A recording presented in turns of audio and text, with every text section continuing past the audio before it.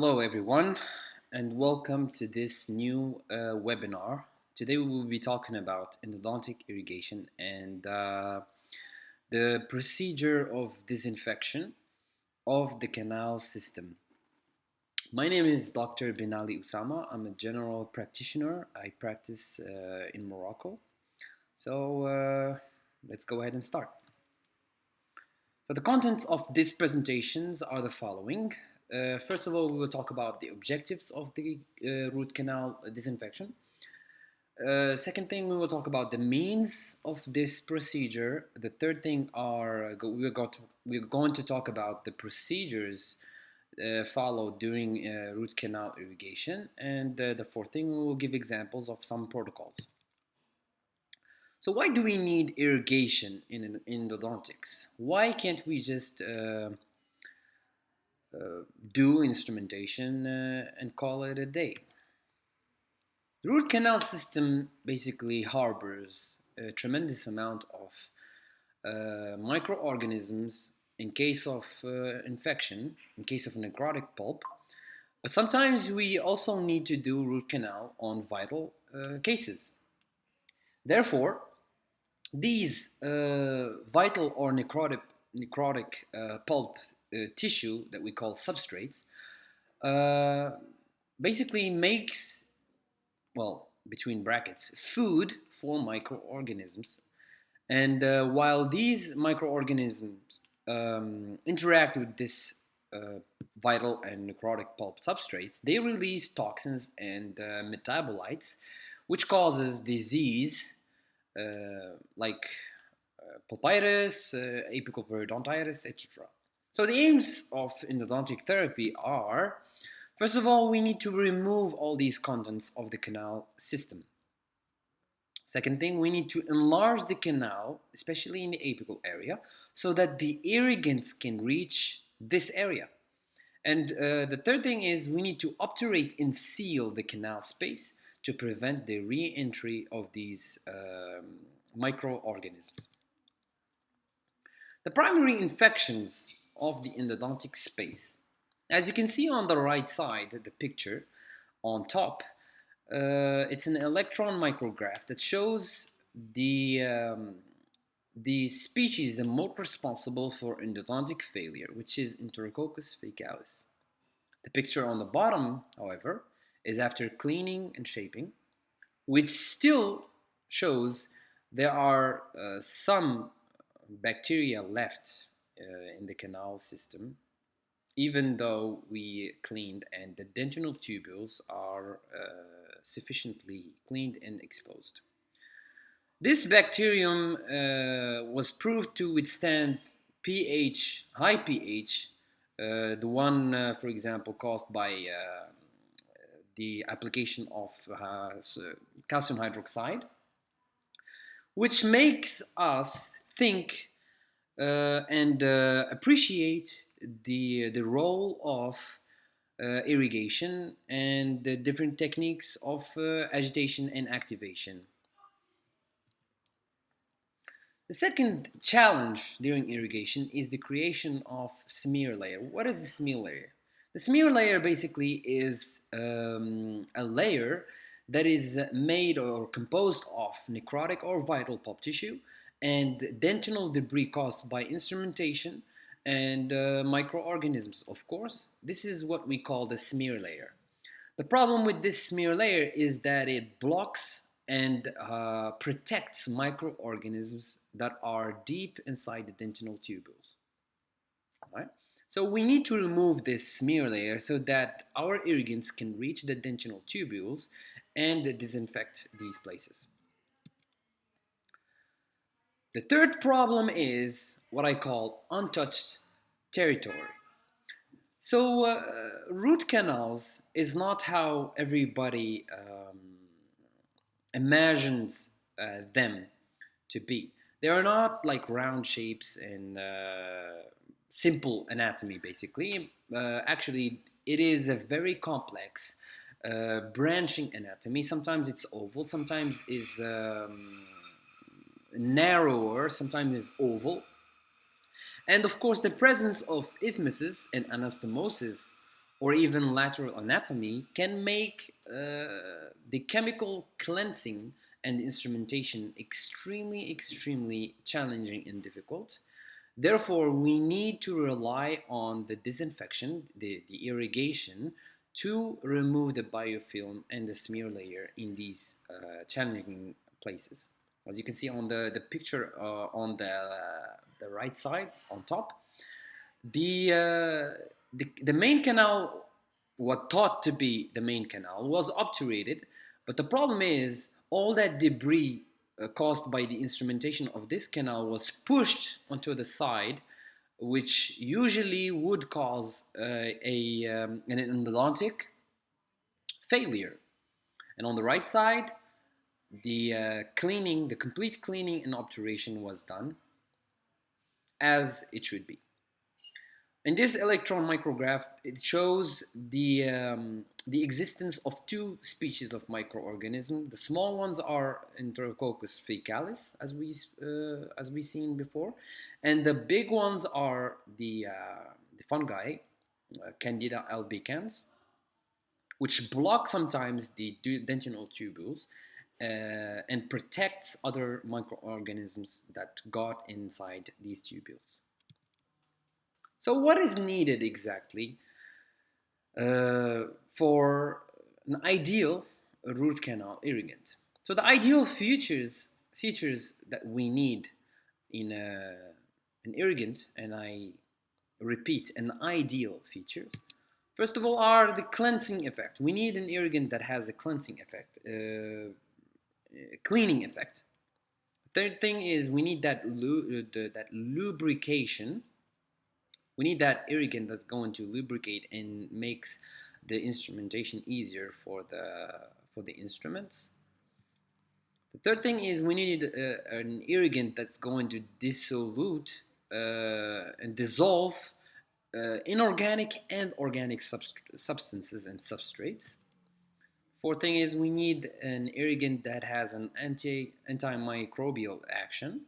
It kills microorganisms basically. And we need an irrigant that is well tolerated by the body, that it's not cytotoxic. And finally, we need an irrigant that's not going to alter the dental and microstructure, basically, does not cause erosion, etc.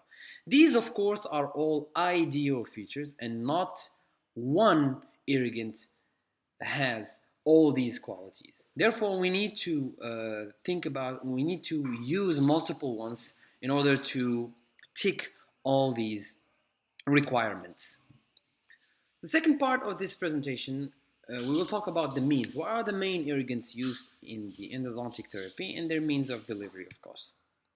So the main irrigants as of now, as this time of this presentation, we use these irrigants. Gold standard basically is sodium hypochlorite.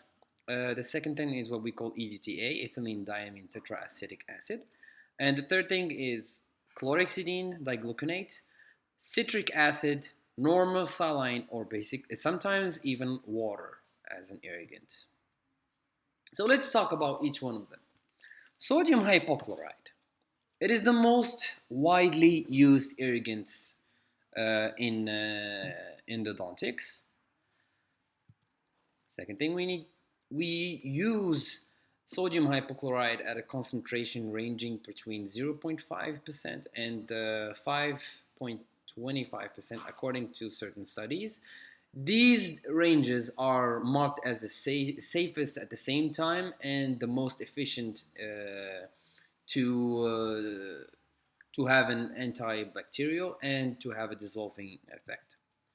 Sodium hypochlorite is the only irrigant that can dissolve necrotic and vital pulp, that can dissolve organic.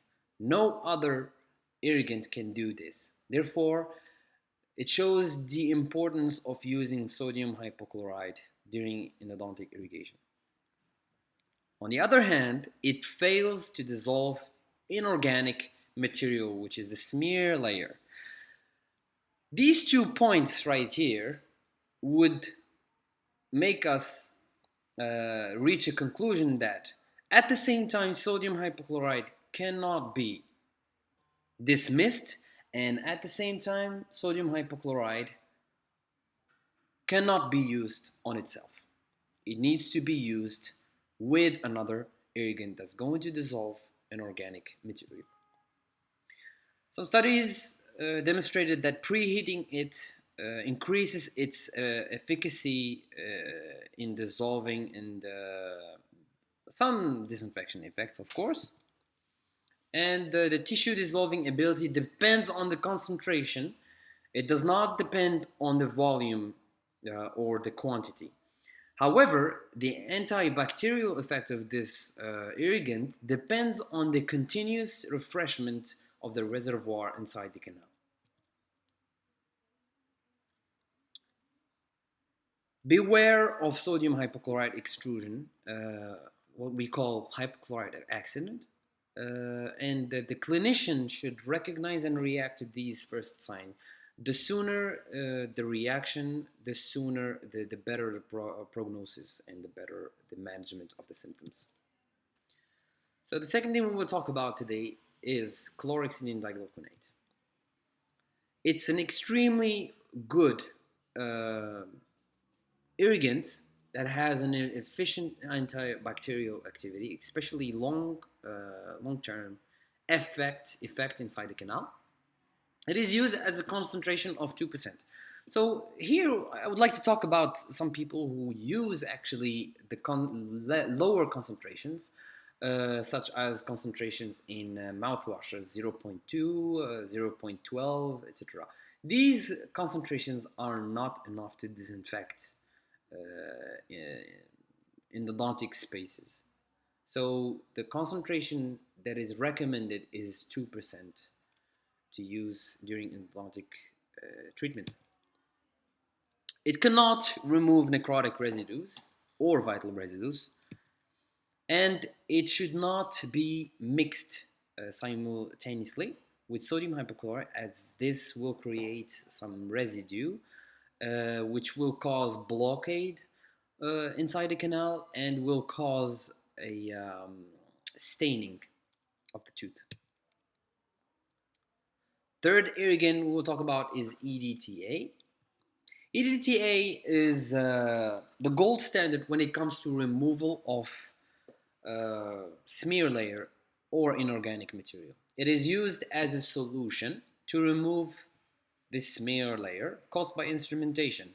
Some people use only a cream, EDTA cream. I would like to uh, announce that using cream is not as using a solution of EDTA, because the solution will have much more contact with the surfaces of the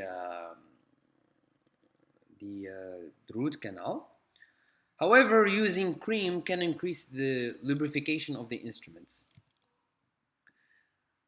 It has no antibacterial properties, so it cannot be used alone as an irrigant, and it is not to be used simultaneously with sodium hypochlorite, not because it has some kind of negative effect, but basically it only decreases the efficacy of the sodium hypochlorite, which means that it should be used after emptying the canal from the sodium hypochlorite, and then it can be used. It has a chelator effect. It binds with calcium, which means that it has some kind of a softening effect and erosion on the dentin and a decalcifying effect. It increases the risk of iatrogenic damage, like such as transportation or perforation, especially when used with end cutting files or stiff files such as C plus or C files. The citric acid, basically, it has the same function as EDTA. It is also used as a solution to remove the inorganic layer. It is used as a concentration 10% or, for example, 1%. Sometimes it is available at a concentration of 20%. It has no antibacterial properties, and at the same time it is not to be used simultaneously with sodium hypochlorite, same as EDTA, because it decreases the efficacy of it. Same thing, it has a chelator effect, it softens dentin and it opens dentinal tubules. According to a study by White at on 2018, it was demonstrated that using citric acid is beneficial in regenerative endodontic procedures, such as pulp revascularization, due to a higher transforming growth factor release, beta 1 release, and it is effective at dissolving or cleaning calcium hydroxide from the canals used as an or intracanal medication. And the final irrigant we will talk about is basically isopropyl alcohol or ethanol, not or, because these are two different molecules. It is used as a final rinse to dry the canal, from water, from moisture, so that the sealer can have better chance of penetration in the dentinal tubules. It is used to dry the canals. It is used as a concentration of 70% usually. So this is the summary of all these parameters that we of these irrigants that we spoke about. The certain parameters here are the efficacy of on organic, inorganic, its antibacterial activities, damage and cytotoxicity, manageability, and the cost, of course. So you can pause here to take a look at this comparison. Third section, we will talk about the different methods of irrigation used and the tools. First method of irrigation, or the tools used, we'll talk about the needle, which is the most important factor. There are a lot of gauges we have on the market. The best one, the more suitable for endodontic irrigations, are 30 gauge because they are smaller and they can reach way deeper inside the canal system. The side or double side vented are safer as the pressure will not be directed towards apical area, but will be directed to the walls of the canal, which is going to save us from an extrusion of the irrigant. The blunt end will make sure the needle is not binding or creating iatrogenic damage to the canal. Preferably used with a rubber stopper so that the clinician can know how deep the needle is going inside the canal. There are some modern flexible irrigation systems for curved canal and challenging anatomy, such as Irriflex, and it is seen on the right side, the bottom picture. The syringe. We'll talk about the syringe. The syringe preference of using 5 milliliter syringe capacity. Why? Because the bigger the capacity, the bigger the piston seen here at the bottom, the piston, and the bigger the force or the dynamics of the fluid are going to be inside the canal. The bigger the pressure of the fluid is going to be. So using smaller volumes, syringes such as 5 milliliters or 2 milliliters is more suitable for endodontic irrigation. And also make sure that you are using good quality syringes with good quality leak-proof pistons. In case, for example, you filled your syringe and you've seen that the solution inside is leaking from this side, leaking between these piston rings, that syringe should not be used to avoid any problem or accident spillage on the patient's face or clothes. Of course, there are other equipments that we use during the endodontic irrigation. Some equipments such as ultrasonic tips for irrigation and activation. These are sonic tips during the sonic activation. And of course, we have some sort of other types of irrigation, like, for example, the negative pressure irrigation. And one of the examples are the Endovac setup. So let's talk about a little bit of this, the negative pressure. During traditional positive pressure, basically, the solution is dispensed using the needle at the bottom or the apical area, and then it is aspirated from the top. However, during negative pressure, the opposite is happening. It is dispensed on the top using a syringe, and then it is pulled back from a vacuum of the cannula all the way to the bottom, and then it is aspirated through the negative pressure needle. This will help us use full strength hypochlorite, such as, for example, 5 or 6%, to increase the efficacy of dissolving tissues and a good disinfection. At the same time, we can use a lot of volume without thinking about or worrying about an extrusion. And the final section, we will talk about the protocols. What is the protocol during endodontic irrigation for an efficient disinfection? There are some principles that we need to keep in mind during this irrigation.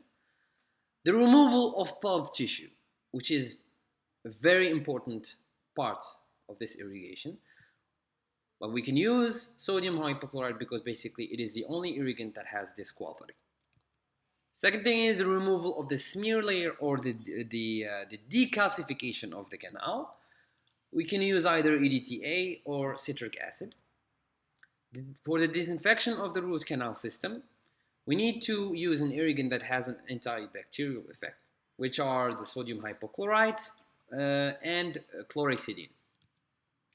For the activation of the irrigant, we need to use some tools such as ultrasonic tips, sonic tips, or basically simple agitation. And for the drying of the root canals, we are going to be using alcohol or ethanol. So the protocol basically, when we start instrumentation, irrigation is a must before any instrumentation is commenced and initiated, as well as after each instrument or file is used. It doesn't matter what type of file, manual, rotary file. After each instrumentation, the renewal or the refreshment of the instrumentation inside the canal system is a must. Sodium hypochlorite is injected in the canal, making sure always that the needle is loose inside the canal, is not binding with the dentinal walls, with always up and down movements. The activation, agitation, and or recapitulation using files is a must also after each rotary file is used.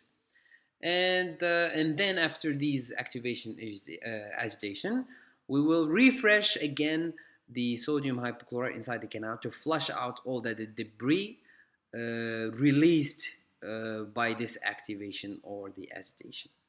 And for the final protocol of irrigation, we will suction or dry the canal from the sodium hypochlorite. We will inject the EDTA inside.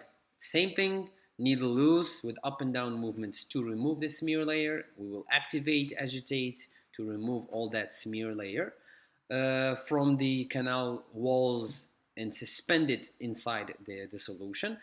We will suction, dry, and then we will again use the sodium hypochlorite, because since we used the EDTA to remove the smear layer, we will use the sodium hypochlorite now so that it has contact inside the dentinal tubules that were blocked before with the smear layer. So this is an example basically of the protocol that can be used. So first of all, we will use sodium hypochlorite. It doesn't matter here the concentration here is just for demonstration purposes. We can use full strength. We can use less than that. So 2 milliliters of sodium hypochlorite, and then 30 seconds of activation, and then again 2 milliliters of sodium hypochlorite, and then another 30 seconds of activation, and then we will dry or aspirate the solutions inside the canal. And then we will go for a 17% solution of EDTA inside the canal. We will activate it, and then we will refresh it again, and then we will activate it, and then we will dry. After the EDTA, we will go back to disinfect the dentinal tubules using sodium hypochlorite, activation, again refreshment, and then activation, and then drying, and you are now ready to obturate. So what is the importance of this hype about the activation? Why do we actually need activation? Have you ever seen the effect of sodium hypochlorite inside the canal system when there is vital or necrotic pulp tissue?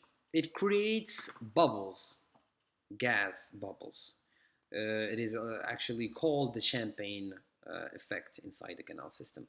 So these bubbles sometimes they get trapped in the apical portion of the canal. Basically, it gets trapped throughout the whole section of the root canal, but mainly in the apical portion because the surface tension there makes this apical portion less resistant to contact with the solution. So therefore, any form of agitation will remove the trapped gas, making sure there is a constant contact between the solution and the canal walls. This phenomenon is called vapor lock. According to this study, they calculated using a CBCT-based assessment the volume of air or gas bubbles inside the root canal. In the coronal third, this was a percentage of the gas volume in relation to the canal volume. In the middle third, but now watch the apical area. 90% of the apical area was filled with gas only. This shows the importance of implementing clinical procedures such as agitation and activation to remove these gas bubbles or minimizing their formation. So these two pictures shows the importance of the activation. On the right side here, there was a study done. You can see here the source of the study. There was a study done to demonstrate the effect of the activation on the bacteria harbored inside the dentinal tubules. So these are the negative specimens. Basically, the green shows live, living bacteria, and the red shows that those bacteria were killed or dead bacteria, basically. So the negative is the specimen right here.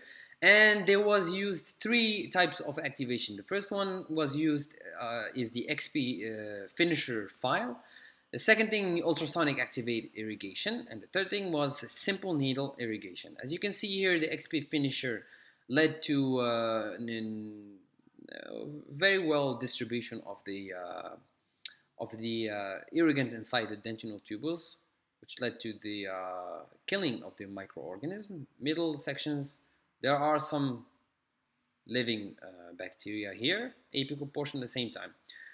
On the other hand, as you can see, the ultrasonic was very successful at killing all the microorganisms inside the tubules.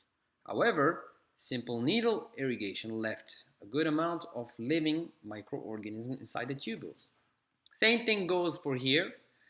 The manual dynamic activation and the passive ultrasonic irrigation pushed the sodium hypochlorite far deep inside the tubules, leading to the dissolution of the pigments.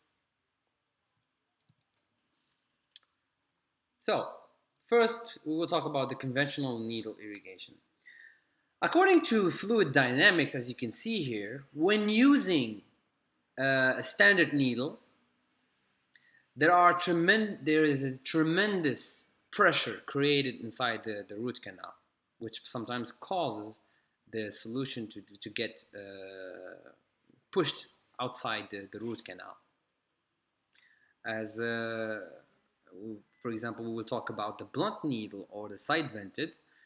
There are some safety measures ticked inside here using these types of methods.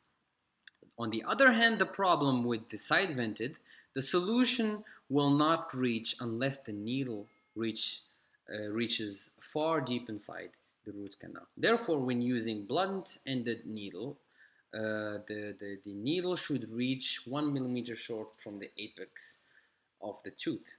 Flat or beveled needles create extreme pressures, therefore they should not be used near the 2 or 3 millimeters from the apex.